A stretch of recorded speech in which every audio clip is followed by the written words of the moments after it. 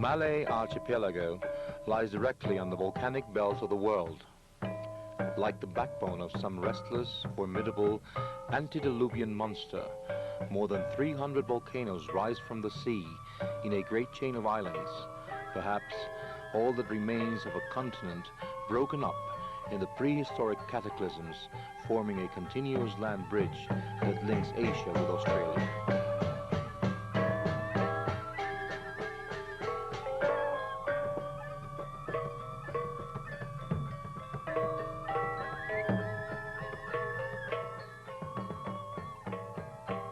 One of the smallest, but perhaps the most extraordinary, is the island of Bali, a cluster of high volcanoes deeply furrowed by ravines, washed out by rising rivers full of rapids and waterfalls. It drops steadily to the sea without forming lowlands, just 8 degrees south of the equator. Bali has over 2,000 square miles of extravagantly fertile lands, most of which are beautifully cultivated.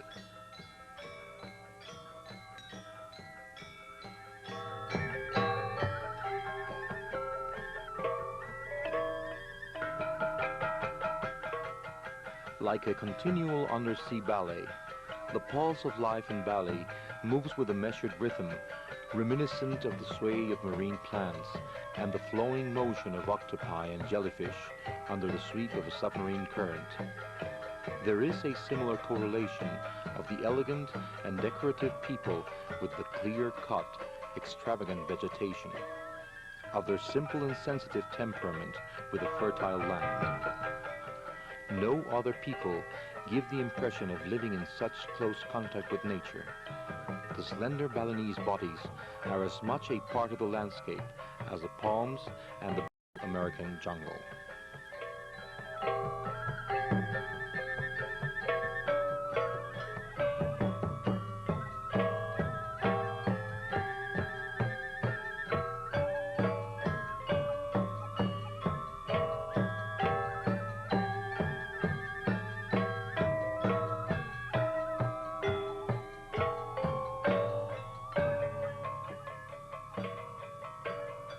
Their reputation for beauty is well justified. The majority of the population are handsome, with splendid physique and with a dignified elegance of bearing in both men and women of all ages. From childhood, the women walk for miles, carrying heavy loads on their heads. This gives them a great coordination of movement, a poised walk, and bodily fitness. Old women retain their strength and do not become bent hags. We were astonished at times to discover that the slender, straight silhouette we had admired from a distance belonged to an old lady with gray hair, walking with ease under 40 or 50 pounds of fruit.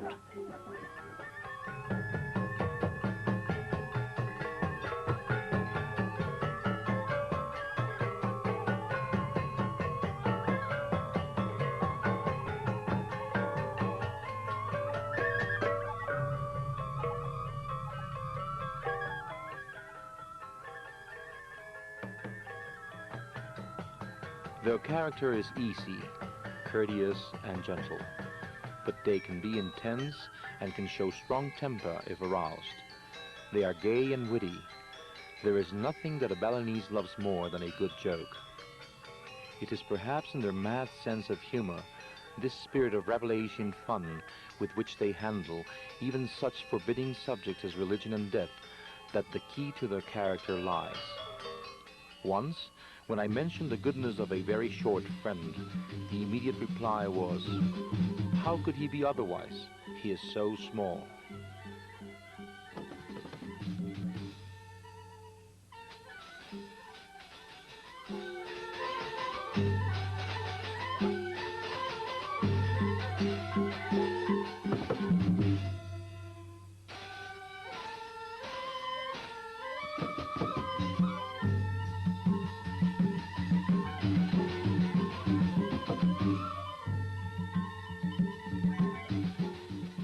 The pride of the Balinese has not permitted the development of one of the great professions of the East.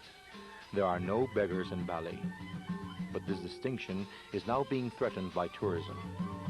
A gift must be reciprocated, and we were often embarrassed by the return presents of our poor neighbors. Children of the neighborhood that Rose had treated for infected wounds always came back with presents of fruit or rice, which they handed casually to our houseboy, never mentioning them to us, as if they had wanted to avoid making a demonstration of their generosity. Even children have a strong sense. Then Vishnu made war on Indra, the lord of the heavens, to induce him to teach men how to grow rice.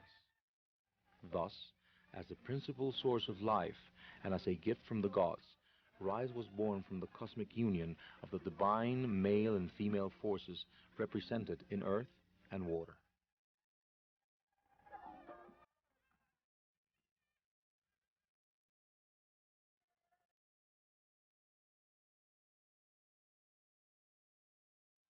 The Balinese are famed as the most efficient rice growers in the archipelago. They raise 2 crops of fine rice a year with such success that they have more than sufficient for the needs of the population, often having enough left over to sell or give away. Even agricultural experts admit that the modern methods could not improve the already excellent results, due perhaps to the intense striving of the Balinese for improvement, their communal cooperative agricultural societies, and their system of seed selection.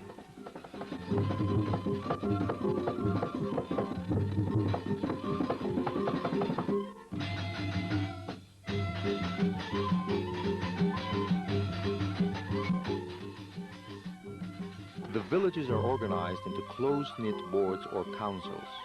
Every married man is a member of the council and is morally and physically obliged to cooperate for the welfare of the community. A man is eagerly assisted by the council as a matter of duty. Since the world of a Balinese is his community, he is anxious to prove his worth, for his own welfare is in direct relation to his social behavior and his communal standing.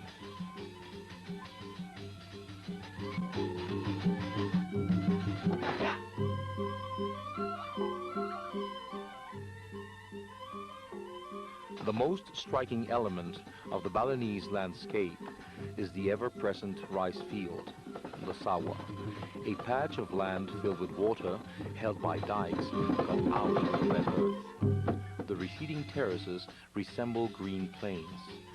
When they are first filled with still water, they are like mosaics of mirrors that reflect the clouds. Later, they are sprinkled with the dainty blades of the newly planted rice in an all-over pattern of chartreuse on a ground of brown ooze. Eventually, a tender yellow-green carpet which turns to a rich gold ochre as the grain ripens.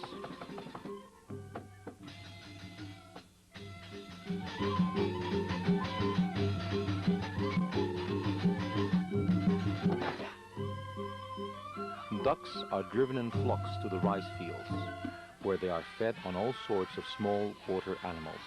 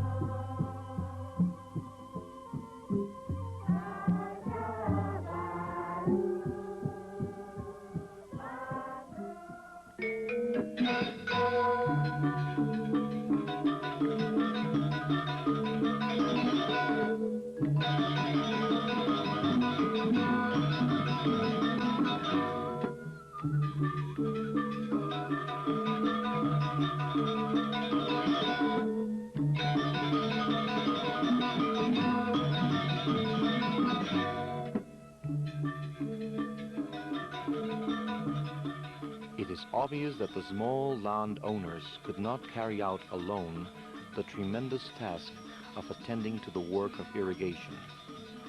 It became necessary for them to organize into subaks, agricultural cooperative societies, water boards that control the equitable distribution of water to their members. Like other Balinese associations, the spirit of the subak is essentially communal. All members abide by the same rules, each one being allotted work in relation to the amount of water he receives.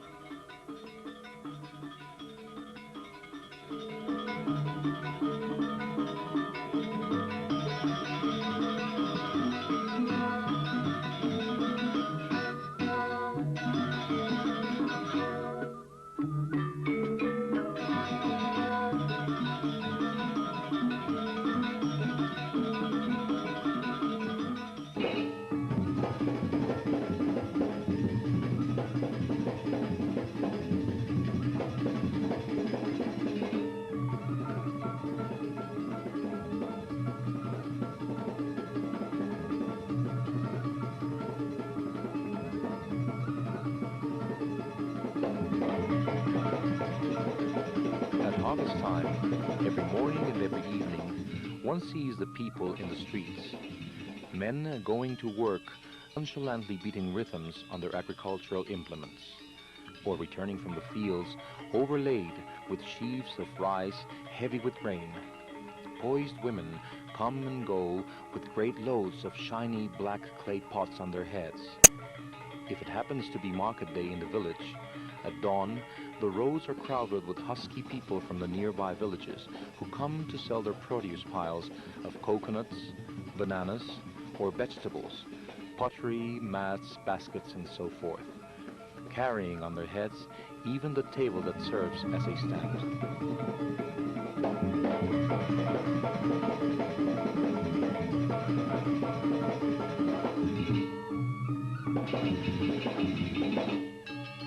If there is a feast in the village temple, the people parade in yellow, green, and magenta silks with fantastic pyramids of fruit and flowers, offerings to the gods in a pageant that would have made Diaghilev turn green with envy.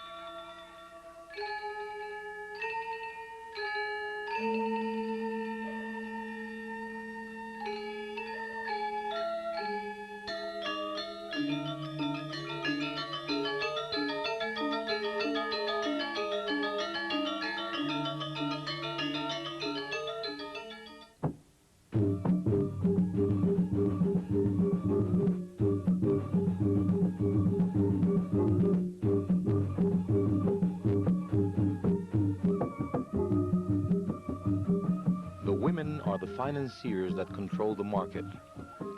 One seldom sees men there, except for certain trades or to help carry such heavy loads as fat pigs.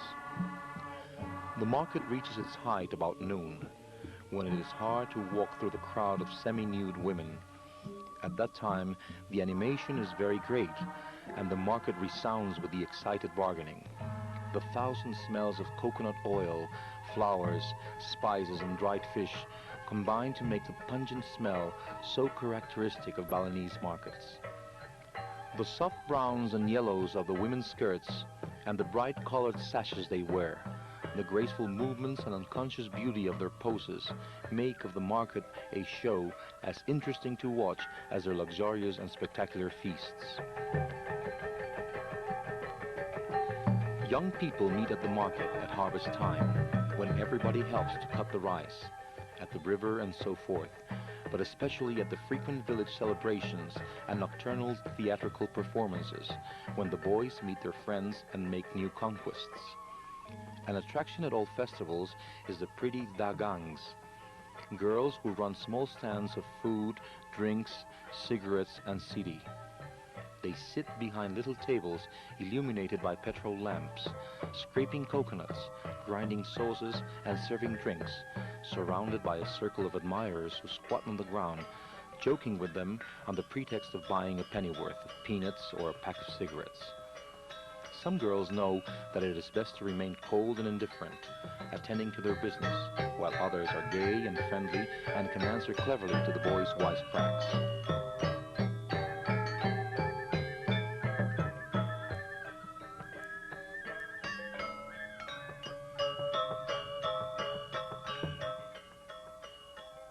After the world, the mountains and the cardinal directions were created, and there were trees, fruits, and flowers.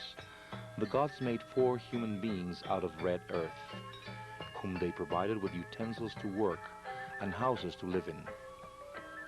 Batara Siwa, the Supreme Lord, next made 4 mature girls for wives of the 4 men.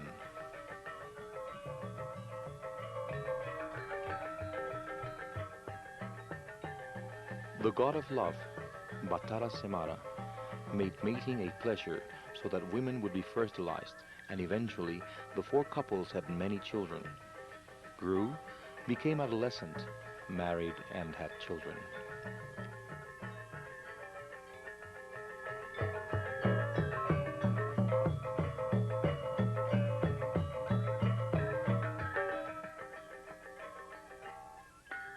Family ties are the most important factor of Balinese life, a continuous sequence that relates the individual to his community and to the total of the Balinese people in a relationship that represents community and nationality to them.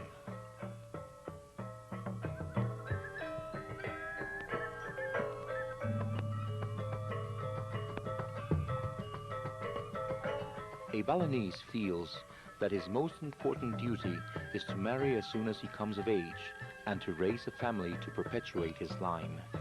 He centers all his hopes in having children, preferably male children, who will look after him in his old age, and most important of all, sons who will take the proper care of his remains after he is dead, performing the necessary rites to liberate his soul for reincarnation, so it will not become an aimless, wandering ghost.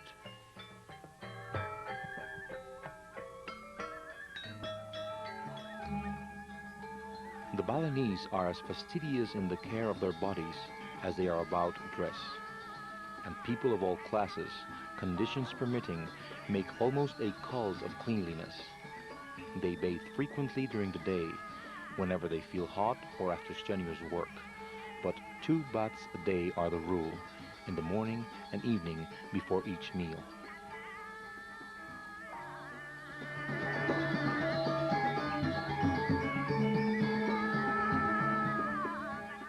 The Balinese admire a smooth, clear skin, the color of gold, and pretty girls have a mortal dread of being sunburnt, so they do not like to go unnecessarily into the sun. The skin is kept in condition by rubbing and massaging while bathing. Afterwards, anointing the body with coconut oil and bore, a yellow paste that protects the skin from exposure to the rain. Bore is made of mashed leaves, flowers, aromatic roots, cloves, nutmeg, and turmeric, kunit, for coloring. Niepi. Once a year, an equinox, every community holds a general cleaning out of devils, driving them out of the village with magical curses and rioting by the entire population. This is followed by a day of absolute stillness, the suspension of all activity, from which the ceremony takes its name. Niepi marks the new year and the arrival of spring, the end of the troublesome rainy season. There is great excitement all over Bali at this time. There are melis, or processions, to take the gods to the sea for their symbolical bath. The celebration proper extends over a period of 2 days, the Metjaru, the great purification offering, and Niepi, the day of silence. On the first day, the government allows unrestricted gambling and cockfighting, an essential part of the ceremony, because the land is cured by spilling blood over impure air.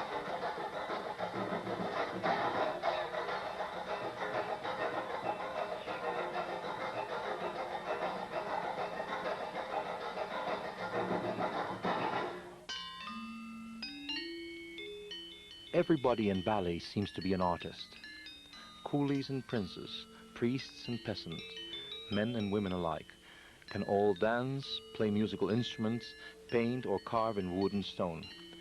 It was often surprising to discover that an otherwise poor and dilapidated village harbored a temple, great orchestra, or a group of reputed actors.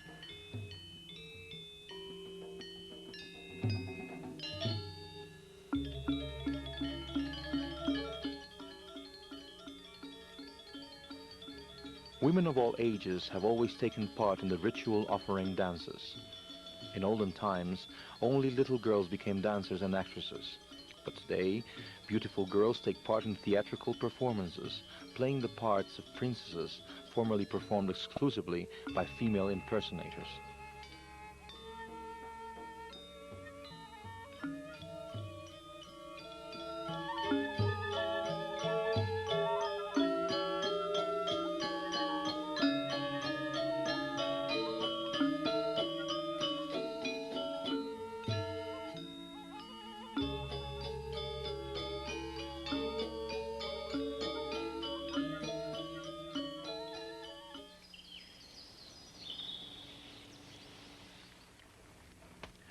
The food that Balinese gourmets eat at festivals is as elaborate as any in the world.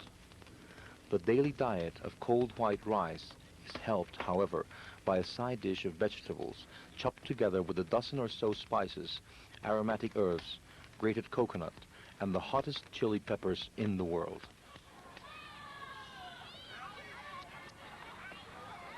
Although the daily meal was frugal, the Balinese seemed exceptionally well fed. They were continually eating at odd hours, buying food at public eating booths, in the market, at the crossroads, and particularly at festivals.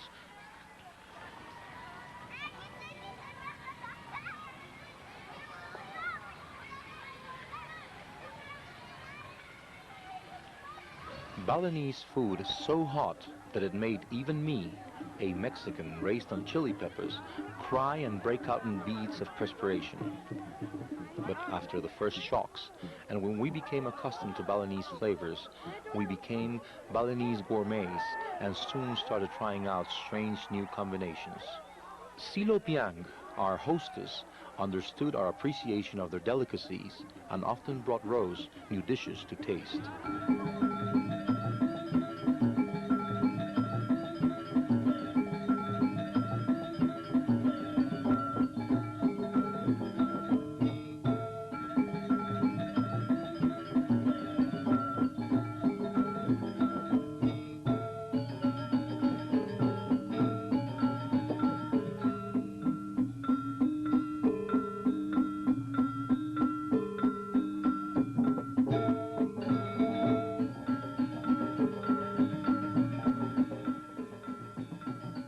As the archetype of the delicate and feminine, the legong is the finest of Balinese dances. Connoisseurs discuss the comparative excellence of various legongs as intensely as we discuss our dancers. The legong is performed at feasts, generally in the late afternoon when the heat of the day has subsided. At the first rumor that there is going to be a legong in the central square, or if it is at a private feast in the middle of the street, the crowd begins to gather.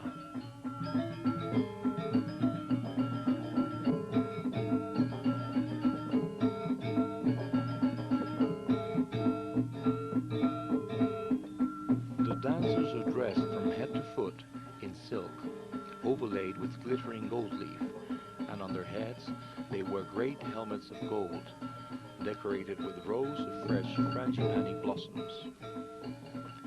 The orchestra plays a vigorous melody and the legong players dance with the open fans fluttering at such speed that their outline is lost like the wings of a hummingbird flying suspended in space. Each motion follows the last in perfect rhythmic sequence. Technical perfection transformed into beauty and style.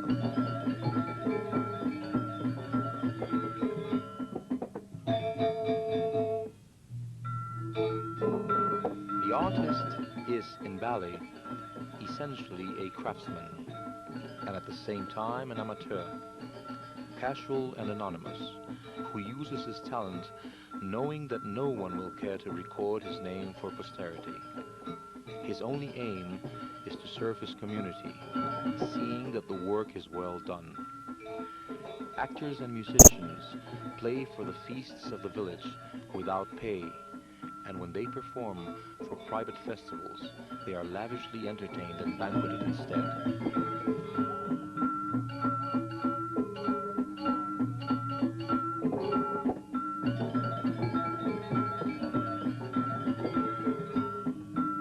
The effervescence of artistic activity and the highly developed aesthetic sense of the population can perhaps be explained by a natural urge to express themselves, combined with the important factor of leisure resulting from well-organized agricultural cooperativism. However, the most important element for the development of a popular culture, with primitive as well as refined characteristics, was perhaps the fact that the Balinese did not permit the centralization of the artistic knowledge into a special intellectual class.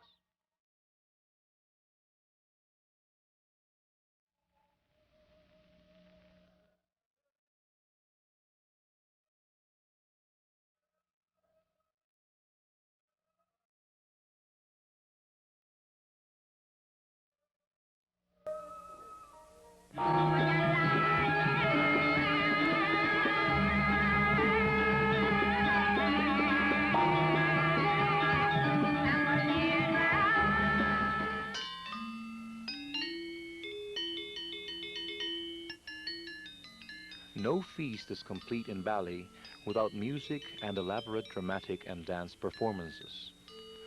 No one would dream of getting married, or holding a cremation, or even of celebrating a child's birthday, without engaging troops of dancers and actors to entertain the guests and the neighbors.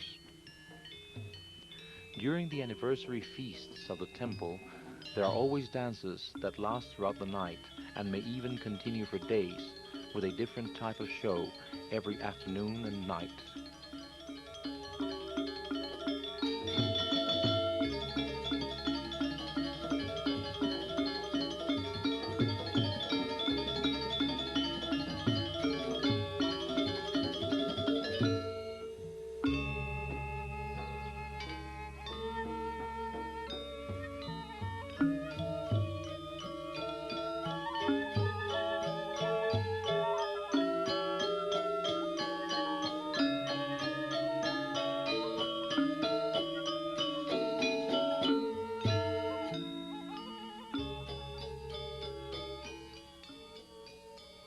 Although we had heard enthusiastic reports about the splendid music of Bali, its subtle beauty and vigor came to us as a revelation on our first night on the island.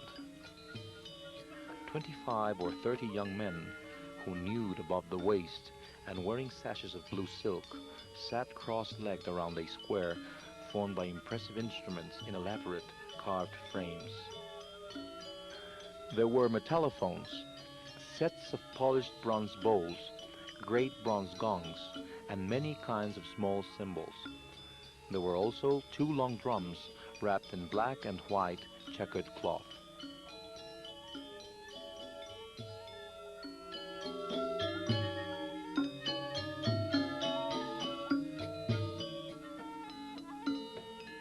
Playing sinuous melodies that broke at unexpected places into resonant accents or rolled into fast syncopation, building up the themes until they reached a furious climax that faded away into the original theme, but enriched by rhapsodical ornamentation on the high instruments against the measured basses and occasional reverberations of the deep gongs. It was an oriental ultra-modern Bach fugue, an astounding combination of bells, machinery, and thunder.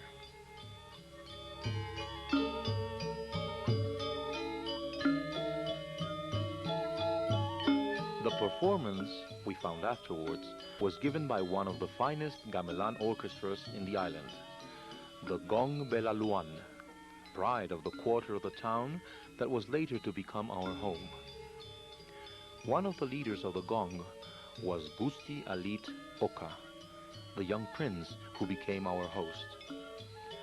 When he rented us part of his house, we went to bed every night to the music of the orchestra that rehearsed only a few doors away in the Ballet Banya, the communal meeting hall of Belaluan.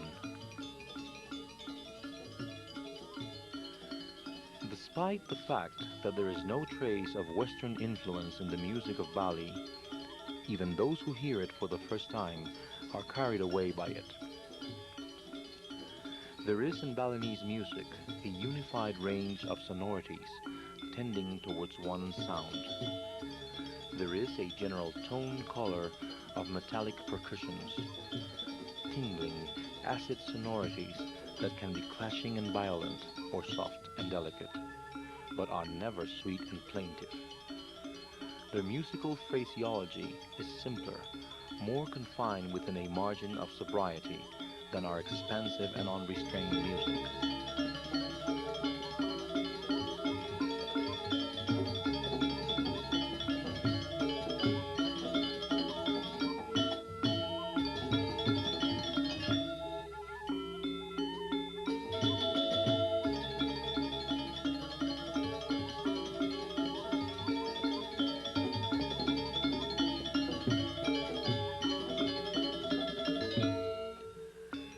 Next to having good orchestras, a fine group of dancers is an almost organic need for the spiritual and physical life of the community. Besides the passion they show for their music and dancing and the important part these play in the ritual, to have a skillful and famous group of dancers brings pride and social prestige to the village ward, the Banjar.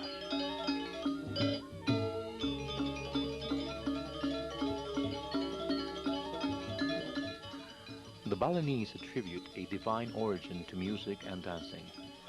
It is said that Batara Guru, the supreme teacher, invented the first instruments, and that Indra, the lord of the heavens, originated dancing when he created the incomparably beautiful Ledari, the nymphs of heaven, to dance for the pleasure of the gods.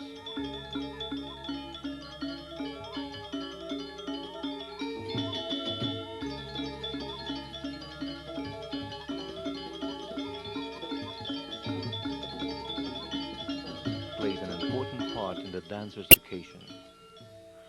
While the pupil learns the elemental sequence of the dance, the basic steps, and general movements of the arms, he exercises regularly to acquire suppleness of every muscle and control over each member until his body becomes practically double-jointed. The legs, however, are used with a minimum of importance in the dance, except for locomotion, and in certain sitting dances like the kebiya are not used at all. It is said that such movements are possible only because of the extreme youth of the dancers. It is true that a Legong dancer retires at 12 or 13, or perhaps continues in another type of dance, and that a fully grown girl is often considered too big to dance. But there are old women who are fine dancers, and a good Baris performer is usually a man past middle age.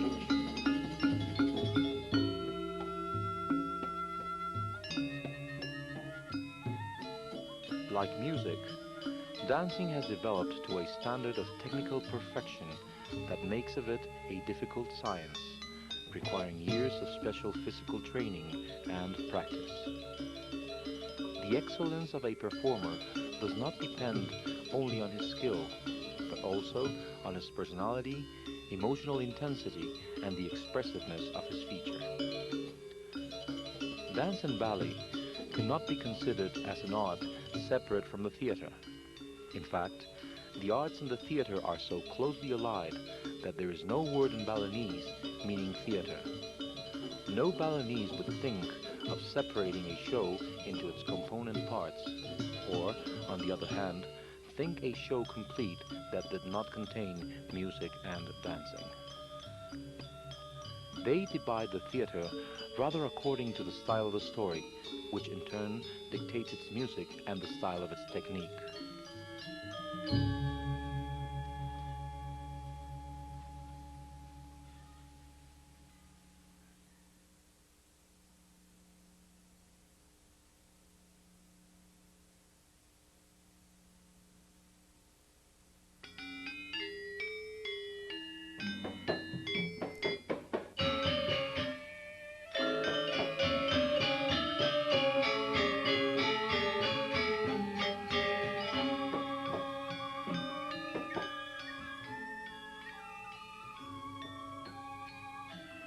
One boat brought the holy Barong Landong, 4 giant puppets who performed in the temple.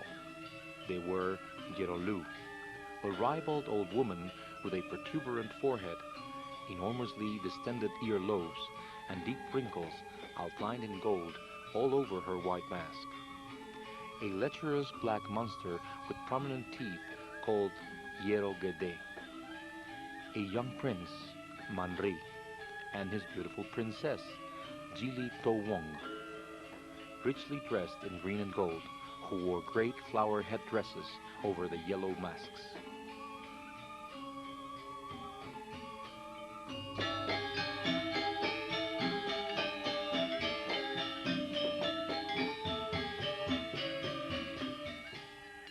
Normal-sized attendants held gold umbrellas of state over the giants as they waddled towards the temple in ceremonial procession, with music and a retinue of men bearing spears tipped with red fur.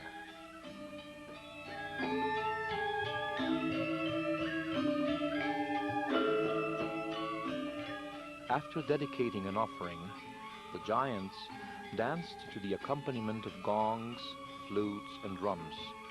That old rascal, Yerogede, talked and laughed in a deep, thunderous voice, while Gerolu leaped, whooped, and yelled in a shrill falsetto, all behaving in a manner quite undignified for their holy character.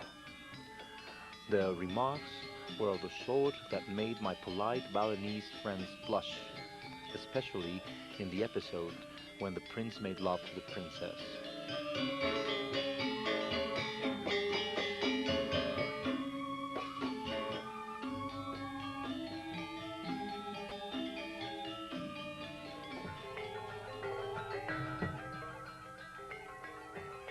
An indispensable part of the ritual feasts of the old villages is the Baris Gede, a stately war dance in which 10 or 12 middle-aged warriors with their heads covered with flowers and wearing magic scarves, carrying long spears tipped with peacock feathers, dance in double line, grimacing and striking heroic poses until the music becomes violent.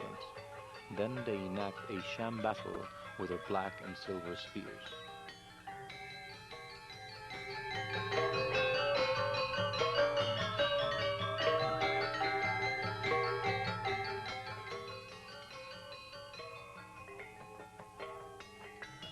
No dance in the world can be more manly than the Baris.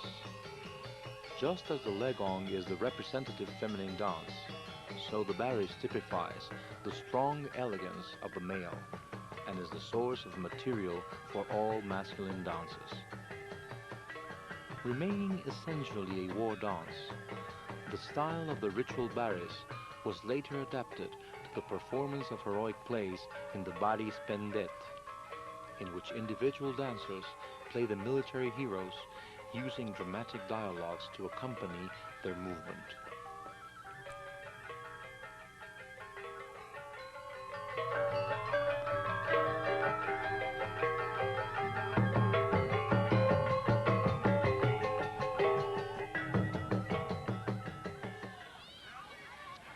The Jangger was a recent development.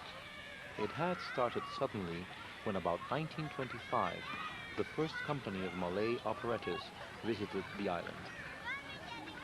The Balinese immediately created their own version of the pantomime, and the janga spread like an epidemic. We feared that the janga would kill other forms of Balinese dancing, but on our return 2 years later, we were surprised to find that there was no more janga. All the famous groups had stopped.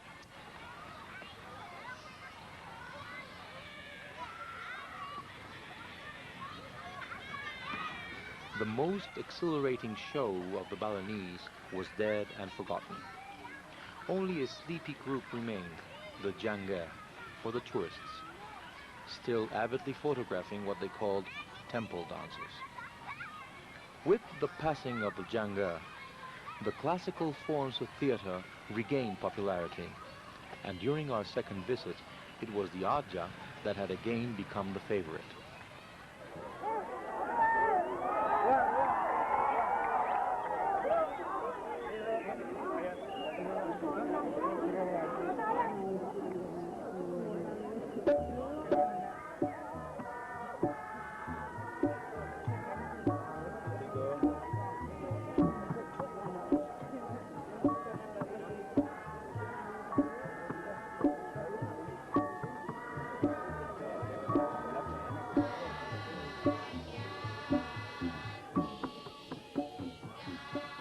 A performance by a good Aja ensemble is a social event in the village. It is at Aja shows that young people meet and love affairs are started, helped by the romantic atmosphere of the love stories and the late hours.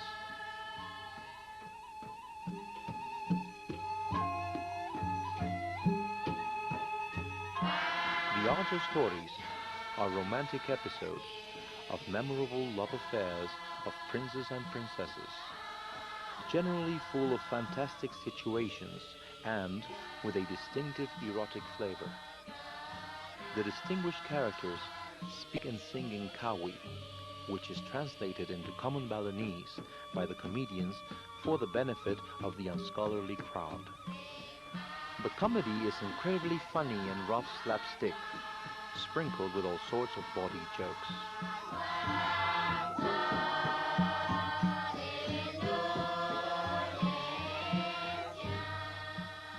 The play begins with the appearance of the Gondon, the female eternal princess.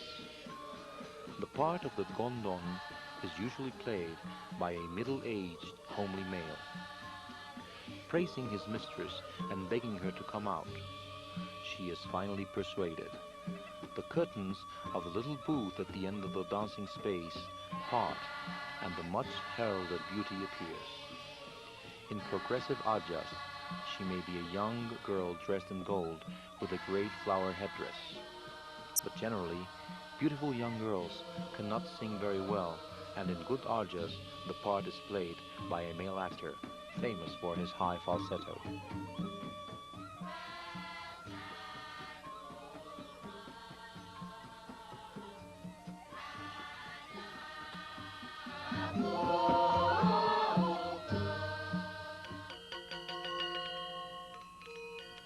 Under the hanging rotors of a great baringing, or banyan tree in the central square of the village, sat a dozen girls and a dozen boys in groups of 6, forming a square. The girls facing the girls, the boys opposite each other. A dance master, the dags, sat in the center. The boys shouted and shook, while the girls sang with baby voices, flinging their hands and flashing their eyes. After a while, a girl appeared dressed as a prince, singing and posturing, quarreling with a wild-looking bird. An actor with a frightful mask, wings, and a bright-colored tail.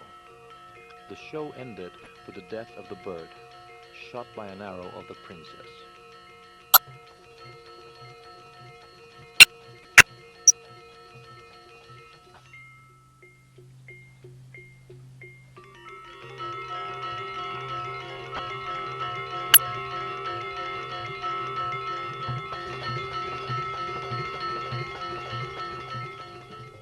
Individualism is not encouraged in the essentially communal Balinese society. But, from time to time, the genius of an artist breaks through the conventional mold and emerges as a powerful personal influence.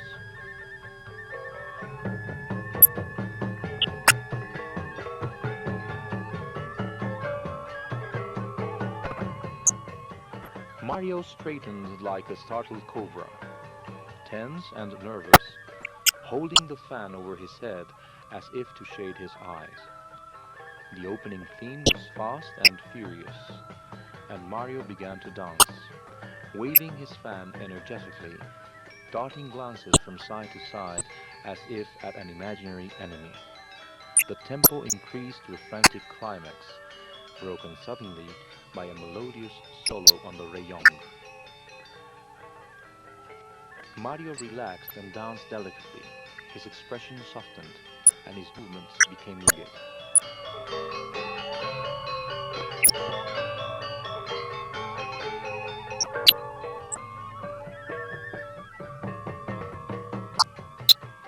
Throughout the dance, there were sharp contrasts, changing moods that followed the music, alternating strong motives with amorous, playful ones. The dancer wriggling like a trained cobra, swaying in a way that recalled the dance of Atlantis to fascinate its prey, or stiffening with commanding elegance.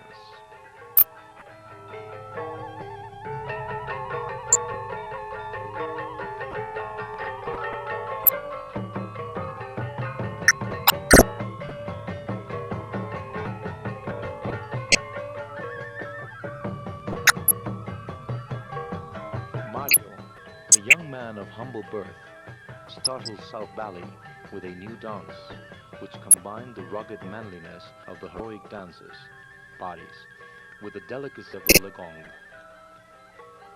Its novelty consisted in the fact that the dancer never raised himself from the ground, moving only from the waist up, giving their emphasis to the movements of the torso, arms, and hands, and focusing the attention on the dancer's facial expression.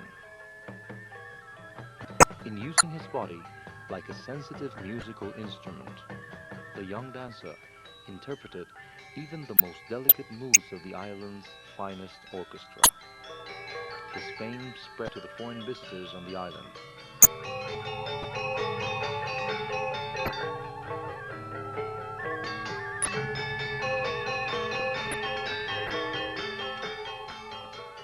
To dance the kebiyar, it is necessary to have what the Balinese call a good face, expressive and mobile, and to possess elegance, intensity, and personal magnetism.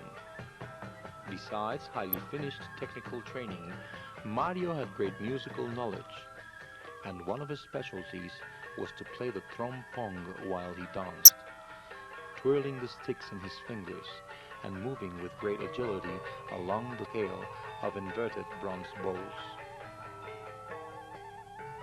The name of Mario became as well known to the world traveler as that of the Mei Lang Fan Shan Ka, or Escudero.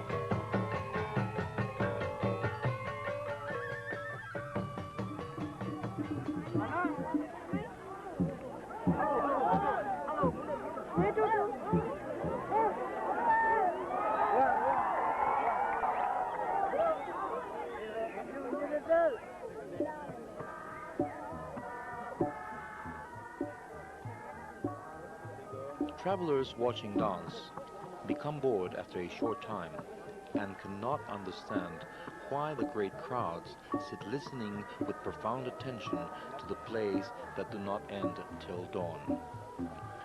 But to the Balinese, the dance is more than stage movements. It is the medium of the classical poetry, the rival humor, and most important of all, it is the greatest factor in the spiritual education of the masses. In a performance given by an inspired storyteller, there prevails the curious mixture of mysticism and slapstick humor that the Balinese love so. Every object and every move of the dance has a symbolical significance aside from the purely entertainment aspect of the show.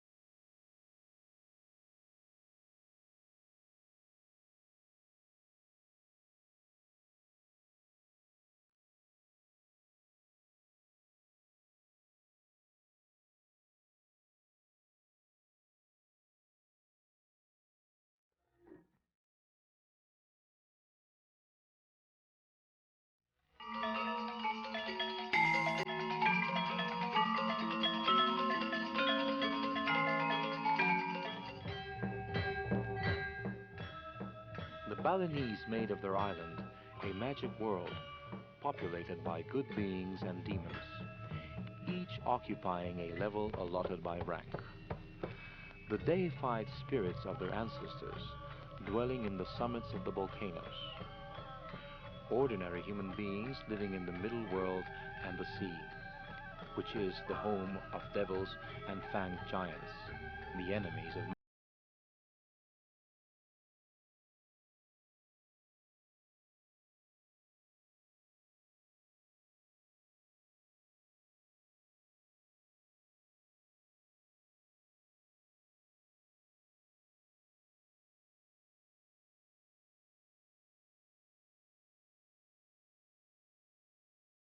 practices are constantly in evidence, but their aspect and significance differ in Bali to such an extent from Orthodox Hinduism that we find the primitive beliefs of a people who never lost contact with the soil rising supreme over the religious philosophy and practices of their masters.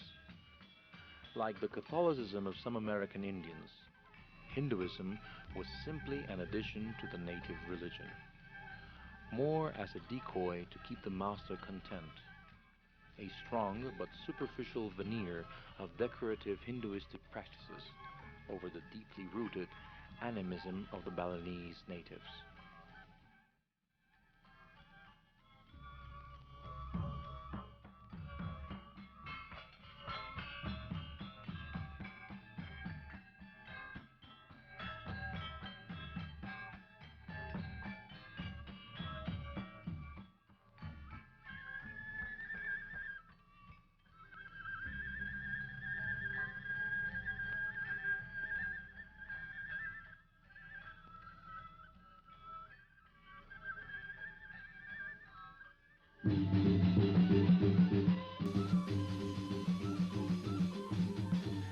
Religion is to the Balinese both community and nationality. They live with their forefathers in a great family of the dead and the living. Rather than a sectarian system in the hands of a hierarchy of priests, the religion in Bali is a set of rules of behavior, a model of life.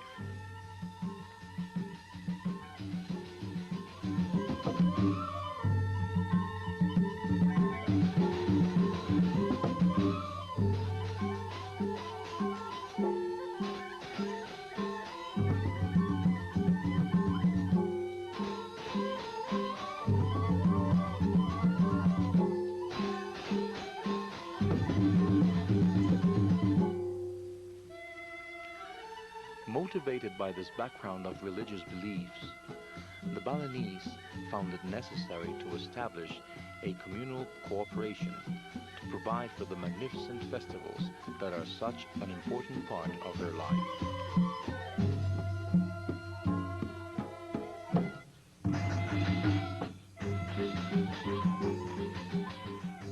The temple is certainly the most important institution on the island, and every temple celebrates its birthday, or Lalan, on the anniversary of its consecration with a great feast that constitutes the principal social event for the entire community, and in which everybody in the village takes part with equal enthusiasm.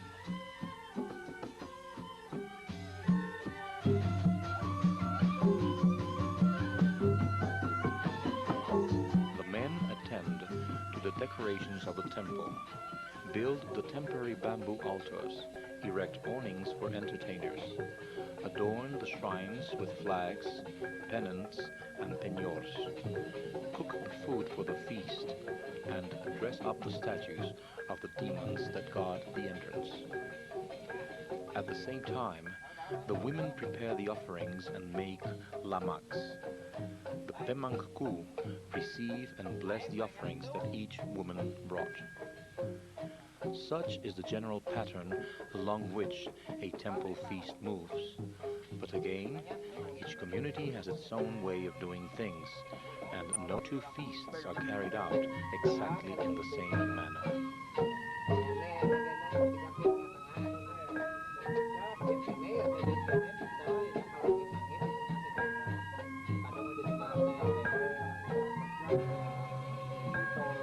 gong played all night the stately ancient music, and as dawn approached, the old Burman-ku moved around quietly, supervising things, putting out the lights and preparing for the final ceremony, the adoration of the rising sun. When Mendet was danced again by middle-aged women and offerings were dedicated in the direction of the first rays of sun that appeared in the horizon. This ended the feast, and by morning, when the essence of the offerings had been consumed by the gods, the women came to collect their respective offerings and take them home.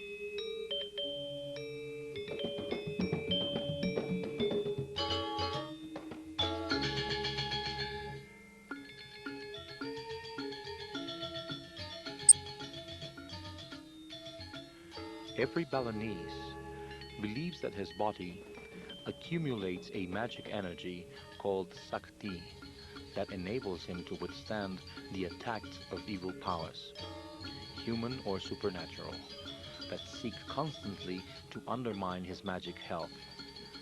This Sakti is not evenly divided. Some people are born with a capacity to store a higher charge of magic than others. They become the priests, witch doctors, endowed with supernatural powers. The Sakti can be trained to serve them at will by the systematic study of the arts of magic and meditation. But people whose hearts are contaminated by evil use the magic science to harm their enemies, or simply to satisfy the lowest instincts.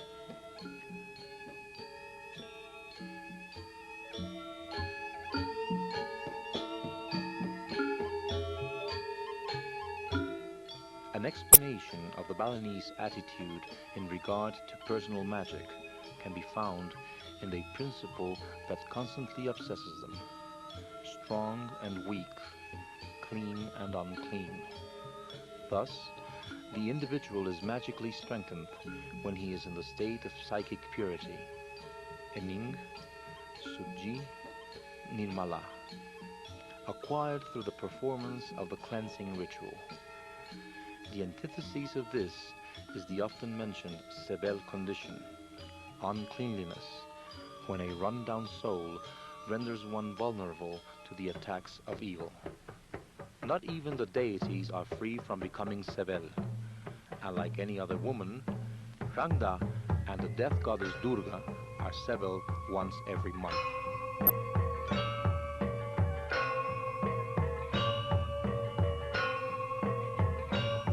The normal way to bring out the dormant Sakti is to undergo Mawinten, the initiation ceremony of priests, magicians, dancers and actors, to give them the luck, beauty, cleverness and personal charm that enable them to be successful.